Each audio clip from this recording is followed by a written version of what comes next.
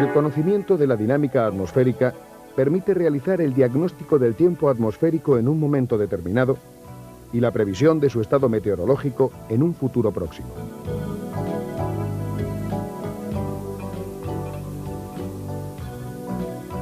La representación cartográfica de determinadas variables climáticas y su análisis sintético mediante los mapas del tiempo resultan de gran utilidad en la planificación de múltiples actividades económicas y sociales, así como en la previsión de posibles catástrofes.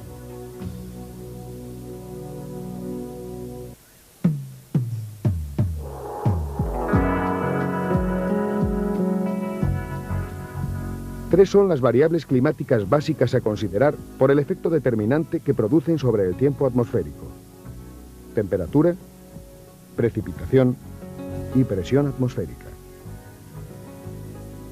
La radiación solar es la fuente de energía básica de nuestro planeta. La parte de la energía solar que alcanza la superficie terrestre y es absorbida por ella produce el calentamiento del suelo. Este, a su vez, calienta el aire en contacto con él, elevando su temperatura.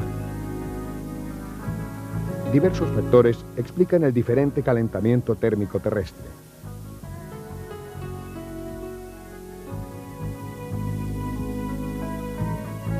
El primer factor a considerar es la latitud. Los rayos solares inciden con distinto ángulo en el ecuador que en los polos, afectando a más o menos superficie en dirección perpendicular a los mismos, lo que origina un mayor calentamiento del aire en las latitudes bajas que en las más elevadas.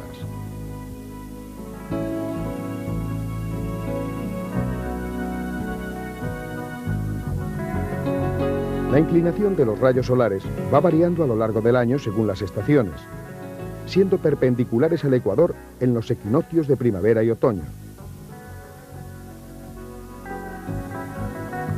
y a los trópicos de Cáncer y Capricornio durante los solsticios de verano e invierno.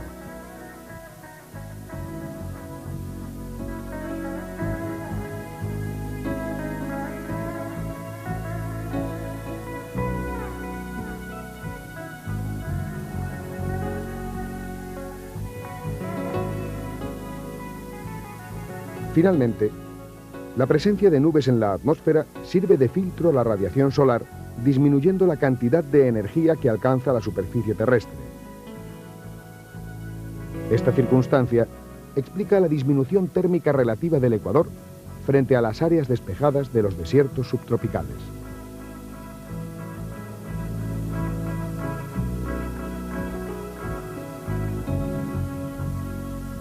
La Tierra se halla así dividida en una serie de zonas climáticas de diferente comportamiento térmico.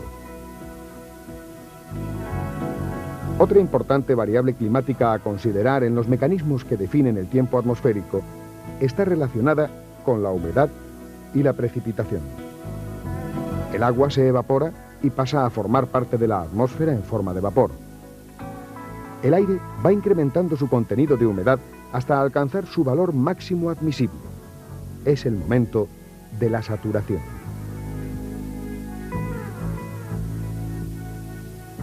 La cantidad máxima de vapor que es capaz de contener el aire varía con la temperatura. Así, a 10 grados centígrados, el aire disuelve 9,4 gramos por metro cúbico, cantidad que asciende a 17,3 gramos a los 20 grados centígrados. Cuando el aire sobrepasa el estado de saturación, el exceso de vapor de agua que contiene se condensa en pequeñas gotitas, formando las nubes que pueden llegar a precipitar en forma de lluvia, granizo o nieve, cerrando el denominado ciclo hidrológico del agua.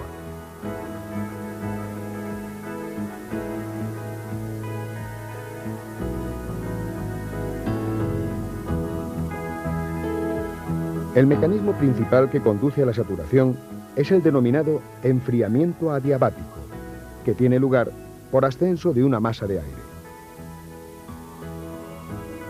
Las causas que originan el ascenso del aire están relacionadas con factores de tipo geográfico, térmico o dinámico. Finalmente, la presión es el tercer elemento climático fundamental para comprender los mecanismos del tiempo atmosférico. El aire pesa y, en consecuencia, es capaz de ejercer una presión o fuerza por unidad de superficie en cualquier punto de la Tierra. A medida que nos elevamos en altura, el aire pesa menos y su presión disminuye. La variación de presión puede tener además causas térmicas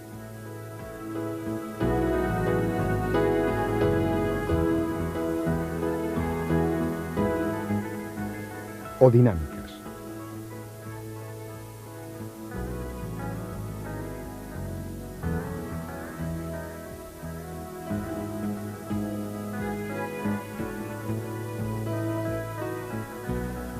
La presión en superficie se puede cartografiar. Para ello, unimos los puntos de igual presión reducida a nivel del mar mediante líneas denominadas isobaras. El mapa resultante muestra la existencia de áreas con líneas cerradas, cuyo valor va aumentando hacia el centro en los anticiclones y disminuyendo en los ciclones, depresiones o borrascas. Existen además otros individuos isobáricos diferentes. Así, nos referimos a una vaguada como si se tratase de la prolongación de una borrasca, o a una cuña anticiclónica si fuera de un anticiclón. Las diferencias de presión son el origen del movimiento del aire. Si la Tierra estuviera inmóvil, el movimiento del aire tendría lugar de los puntos de mayor a los de menor presión, perpendicularmente a las líneas isobaras. Sin embargo, el movimiento de rotación de la Tierra produce el efecto Coriolis, que supone una desviación del aire hacia la derecha en el hemisferio norte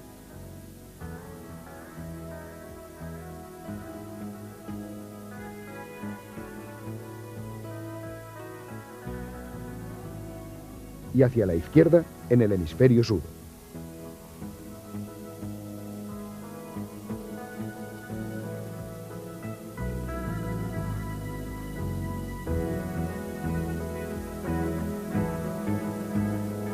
De la conjunción de ambos factores, la fuerza de la presión y la desviación de Coriolis, el movimiento del aire se aproxima bastante a la dirección de las isobaras. Si las líneas de presión se hallan muy alejadas, el gradiente es débil y la velocidad del viento disminuye.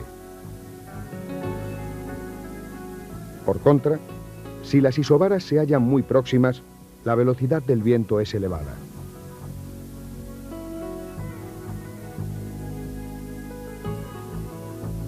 El aporte o pérdida de aire entre los centros de altas y bajas presiones en superficie debe ser compensado con movimientos atmosféricos ascendentes o descendentes.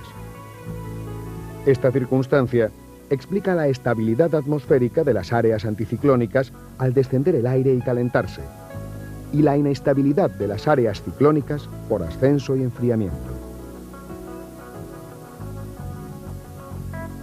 Sobre la superficie terrestre existe una distribución de presiones zonal, de manera más o menos permanente.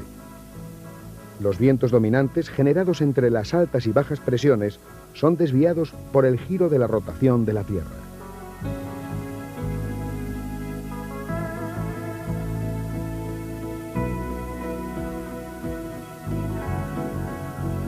Las regiones de alta y baja presión no son fijas y varían su posición en el tiempo.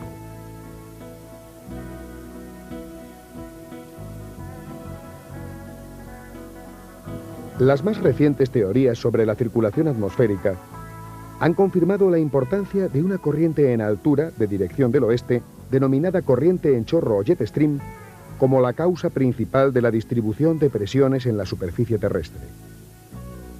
Cuando la circulación se hace más lenta, la corriente del jet describe una trayectoria más sinuosa, tendiendo a formar las áreas de altas presiones subtropicales y de bajas presiones polares.